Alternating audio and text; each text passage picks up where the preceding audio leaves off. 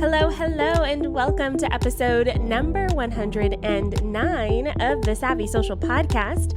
This is a show dedicated to helping passion-led entrepreneurs and business owners just like you learn how to use social media as a tool to grow your business. Now, I'm your host, ANDREA Jones, and I'm fiercely committed to helping you understand both the how and the why of social media marketing so that you can create connection, build community, and make your difference in the world. Now, our shows are brought to you by Traject Social, which is the world's most complete social media management tool, and it's my tool of choice when it comes to things like scheduling, managing, and especially reporting on social media. Try them out for yourself for free at trajectsocial.com. And total side note, I just did an almost 20-minute video showing you exactly how I put together custom reports for my clients. It's super detailed. It's on my YouTube channel. Check that out. All right. For those of you on YouTube right now, you may notice I look super chill today. No makeup on. I've got a baseball cap on. I thought about, getting all prettied up for this video. But here's the thing. Today's Friday when I'm recording this, and Fridays are my work day, okay? I don't have calls on Fridays, and it is like my day to get things done, to do the things. So I spend most of my week in meetings. I get some time here and there to put together proposals, write out strategies, that sort of thing. But most of my time is in meetings these days. So for me, Fridays are a hard no meeting day, no meetings. And I give my face a break from all the makeup during the week. And I usually chill. Like today, I'm going to hang out on the back deck and take my laptop out there and work out there because I want to be in the sunshine. And so the beauty about this, and the reason I'm sharing this, is because I wanted to give you a glimpse into my life. And also, I didn't want to put on makeup today. And I wanted to share with you what this looks like because I've made this rule for myself. This was me learning over the years that I need a full day without distractions to dig in and get work done. I create that very clear boundary for myself. So I can be flexible on it sometimes, but I create that very clear boundary for myself. And, for me, it's very important because then I can wrap up everything I need. And it really helps for work not to spill over into my Saturdays, which are like my no work day. And then Sunday mornings are usually pretty chill. Sunday nights, I usually get prepared for my week, but, by having this Friday spot here, it really helps me kind of get things done. So I'm sharing that because, as you may know, I have launched the mentorship program today. And in fact, as you're listening to this podcast episode, if you're listening to it in real time, that's August 4th, 2020. This is the last day you can sign up for the mentorship program where I teach you how I built my business. Whether you're a virtual assistant looking to specialize as a social media manager, or you're already a social media manager and you're looking to level up your business, this program is for you. I'm giving you the resources you need to increase and improve your business, and it's a 90-day program, and we get started on August 5th. This is the first time I'm running this program, so beta launch, which means I'm creating it for those of you in it for the first time. And at the time of recording this, we have 5 lovely mentees in the program, and I'm so excited to see the rest of you join us as well. Lots of hands-on guidance from me. I don't know if I'll ever do this hands-on, but I really wanted to get my elbows into your business and really help you build it. And before I get into what I'm going to talk about today, I'll say this. I would not consider myself a freelancer, but I don't really consider myself an agency either. I use the word agency because that's the closest term, but honestly, I do a lot of the strategy, the reporting. I review a lot of content for clients. I'm very hands-on with my clients. So it's not like I book a client and pass them off to someone else. So that's kind of what I'm going to teach you is how to create something similar for yourself and help you shine as a business owner and make that money, honey, right? Okay. Well, let's talk about making money today. We're going to talk about discovery calls, or sometimes these are called sales calls, consultation calls. And I want to ask you this question. And if you were in my workshop this past week, you may have heard part of this or all of this in the workshop. But I want you to consider this. Have you ever gotten on a sales call and had a client say, "I'll think about it"? Yikes. It's kind of like that feeling in the pit of your stomach, like, oh, they're never going to work with me, right? It's happened to all of us. Gotten on the sales call, you feel like it's going all right. You send them an email after and they go, I'll think about it. And here's the number one thing that derails these sales calls, these discovery calls, is that you show up with an employee mindset. You show up to the call with an employee mindset. You go, they're the boss, I'm an employee, and so I'm going to let them tell me what they need. And that is the exact wrong way to show up to these sales calls and these discovery calls. I want you to show up to these calls with a boss mindset and not an employee mindset. So instead of a boss and an employee sitting down to discuss social media, I want you to think about two bosses who own businesses sitting down to partner and to work together. You are a boss. You own a business. You are not an employee.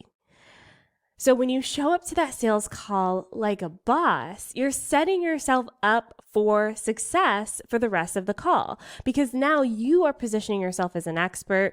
You are showcasing your value that you bring to the business, and it really just sets the tone for working together with someone.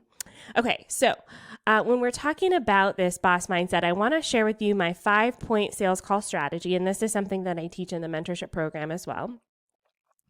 So this 5-point sales call strategy is something that you want to apply to all of your calls, whether it's social media or otherwise, because you are a boss and you're running a business. So the first point to this 5-point strategy is that you are guiding the call. You're guiding the call. You're leading the way. So instead of sitting down and waiting for them to lead the conversation, you're going to take control of the conversation right off the get. Okay. So here's how I do this. As soon as they get on the call, I start talking first. And as an introvert, I had to practice this one. Okay.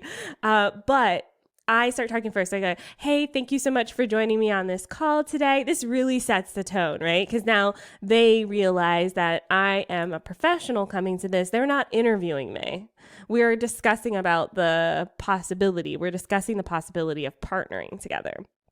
So, hey, thank you for coming on the call today. The purpose of this call is insert the purpose here.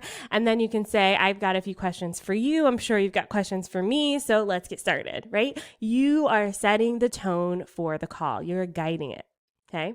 All right. So first point, guide the call. Second point is to ask questions. Ask questions and ask a lot of questions, and your questions should take up the majority of the call. And kind of this falls into the third point, which is positioning yourself as an expert. Okay, so you're asking questions to position yourself as an expert. So I'll give an example for this. So let's say you're sitting down for a strategy call and you ask your potential partner, hey, I'd love to work with you, but I'm curious, where do you see your business going in the next 6 months? Okay, 6 months. It's a very short time period, but typically that's a really great indicator of what's coming next for them. Now, if they say, oh, in 6 months, I'm hoping that my podcast is launched and that I have a wonderful community on Facebook all listening to my podcast. Great. Now you can position yourself as an expert. Funny you say that, because I have 3 clients who have podcasts already. And so I've already got a podcast launch plan for social media. I'd love to customize it and apply it to your business. Not only did you ask a question, you waited for their answer, and then you positioned your response as an expert response to their initial information that they gave you. This is key. So the strategy behind this is that you're 2 bosses having a conversation. You're not waiting for them to say, I want 10,000 followers tomorrow. And then when you say that's not possible, they go, I'll think about it. That's not the direction that this is going. You're showing that You understand and you're curious about their business. You're showing that you know what you're talking about, or you're curious enough to figure it out, therefore positioning yourself as an expert.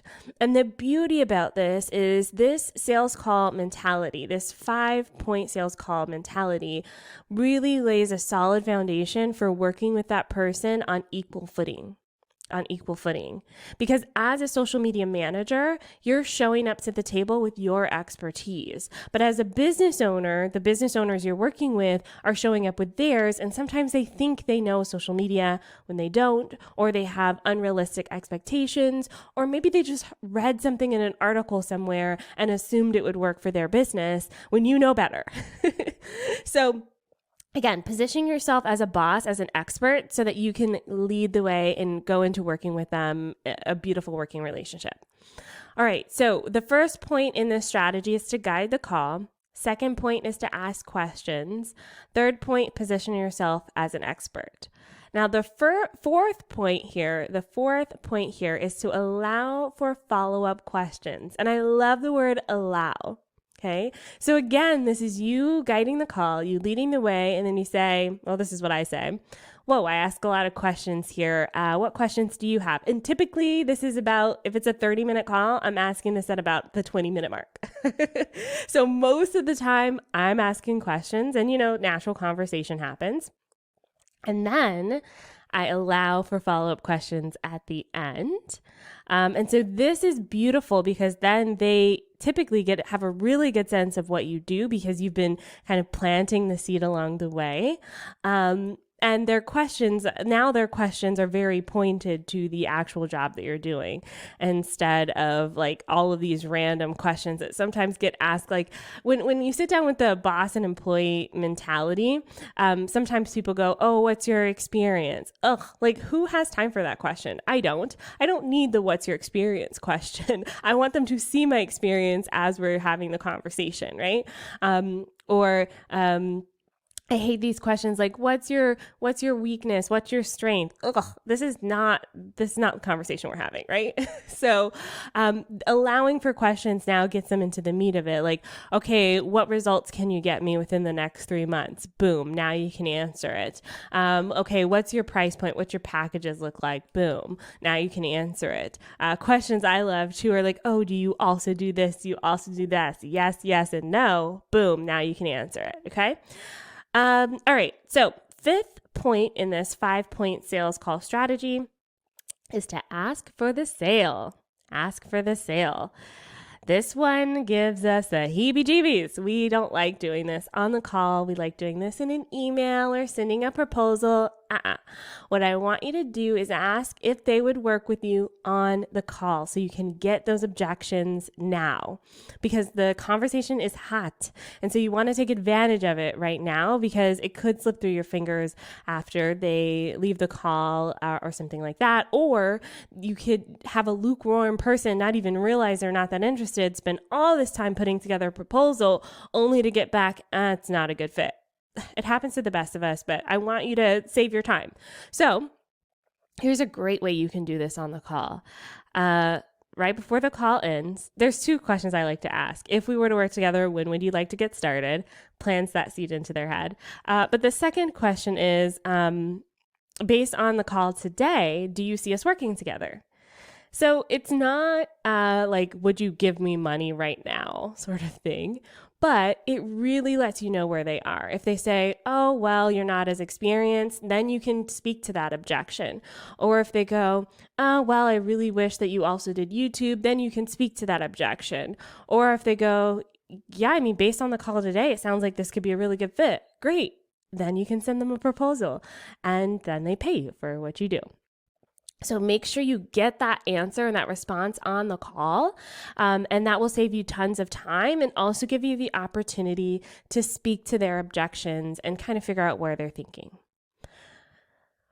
All right, so remember, you're a business. You are a business, not an employee.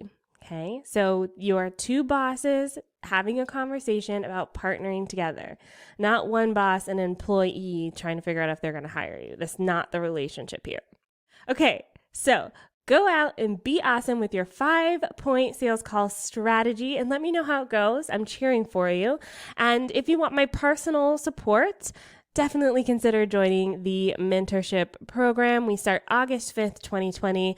I'm so excited. We have a really smart group of people. And my super secret goal is that I have an army of social media managers that I can send business to because I am completely booked. It's a good problem to have, but I need people I can trust so that I can give y'all more business. So check out the mentorship program, OnlineDrea.com/mentorship, and the link will be with the show notes. If you missed it and this is in the future, put your name on the wait list because we will probably relaunch this, though this will be the best time, obviously, because I literally can't give this level of attention every single time. So yeah, check it out, and I'll see you there. Bye for now.